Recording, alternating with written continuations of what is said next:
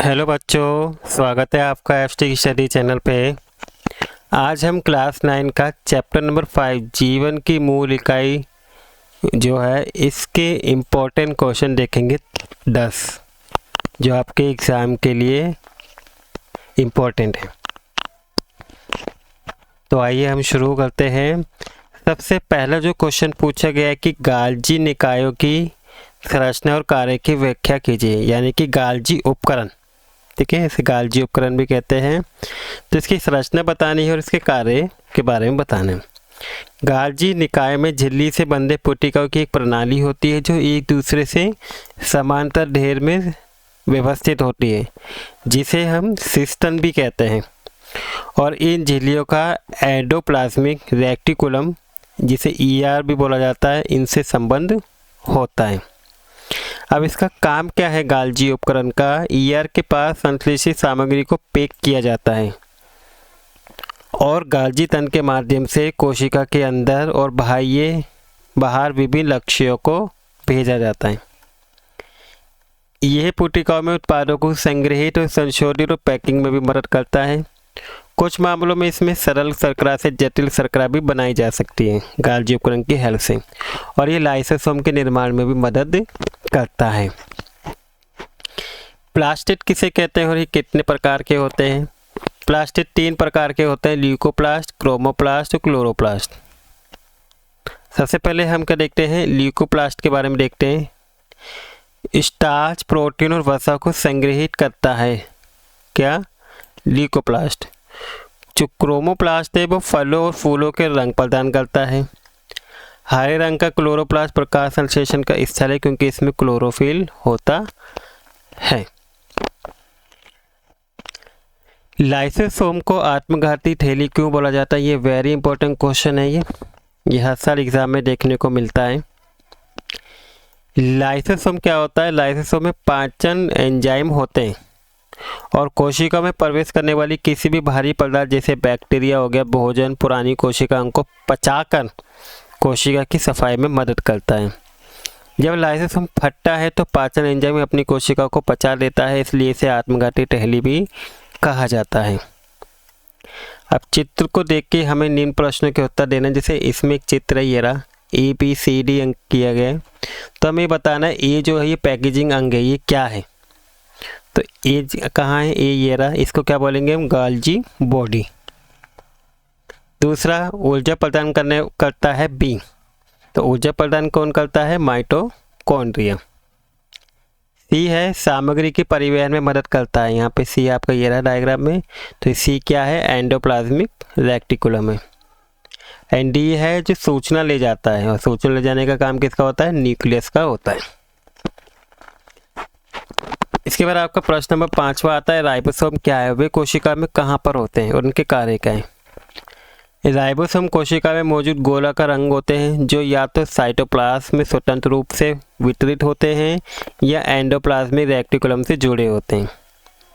इसमें ribosomal RNA, जिसे ribo nucleic acid और भी बोलते हैं, और प्रोटीन होते हैं इसके अंदर, राइबोसोम के अंदर।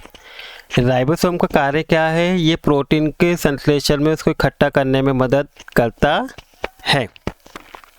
क्रोमेटिन गुणसूत्र और जीन में क्या अंतर है?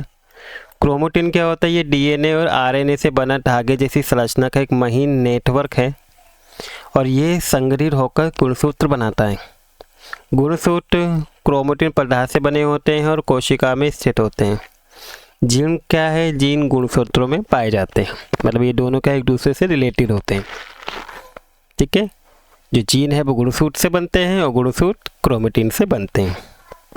किस अंग को कोशिका का पावर हाउस कहा जाता है? तो ये भी इंपॉर्टेंट क्वेश्चन है, कई बार एग्जाम में आया है। तो माइटोकॉन्ड्रिया है जिसको कोशिका का पावर हाउस कहा जाता है, क्योंकि ये ATP के रूप में ऊर्जा को क्या करता है? स्टोर करता है।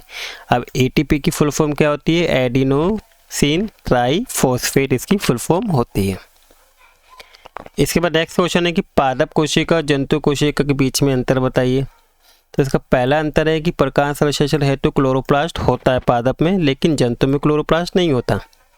दूसरा है आकार व आकृति निश्चित करने के लिए कोशिका भित्ति इसके अंदर होती है और इसके अंदर कोशिका भित्ति नहीं होती है। इसका आकार अनिश्चित होता है। रिक्तिका उपस्थित होती है और बड़ी होती है, और रिक्तिका इसमें अनुपस्थित होती है, बहुत छोटी होती है। इसमें लाइसोसोम नहीं पाया जाता है प्लांट में, पादप में, और जंतु कोशिका में लाइसोसोम पाया जाता है। कोशिकाएं मुख्य चतुर्भुजाकार की होती हैं और इसकी कोशिका का विभिन्न आकार होता है। गाल्जी उपकरण पूर्ण विकसित नहीं है, गाल्जी उपकरण इसमें पूर्ण विकसित होती है। ठीक है, इसके बाद नेक्स्ट है प्राकृतिक कोशिका और युक्तिक कोशिका के बीच 5 अंतर बताइए। तो इसमें 5 अंतर देखते हैं। यह आकार में बहुत छोटी होती है, 0.1 से 5 मिलीमीटर तक होती है, और यह आकार में 5 से 100 मिलीमीटर तक होती है। इसमें कोशिका का केंद्रीय भाग न्यूक्लियर झिल्ली से नहीं ढका होता है और इसका केंद्रीय भाग न्यूक्लियर झिल्ली से घिरा हुआ होता है। इसमें केंद्रक नहीं होता है, इसमें केंद्रक होता है।